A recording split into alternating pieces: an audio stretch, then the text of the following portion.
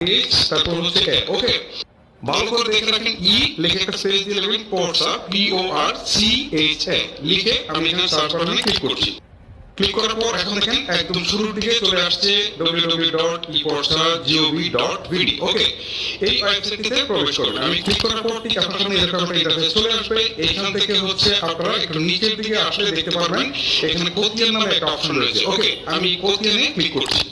খতিয়ানে click করার পর এবার আপনি যদি আবার স্ক্রল করে নিচের দিকে যান তাহলে এখানে দেখতে পাচ্ছেন যে প্রথমে দেখাচ্ছে হচ্ছে বিভাগ। ওকে, আমি এখান থেকে বিভাগ সিলেক্ট করে দিচ্ছি বরিশাল। বরিশাল সিলেক্ট করার পর এখান থেকে জেলা সিলেক্ট করব। ঠিক আছে, জেলা আমি বরগুনায় দিয়ে দিলাম।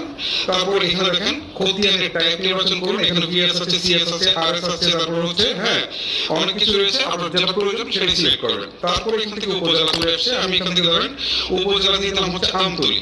তারপর হচ্ছে মৌজা, আমি এখান থেকে ধরেন একটা মৌজা সিলেক্ট করে দিব। এখানে যদি কালীবড়ি দিয়ে দিই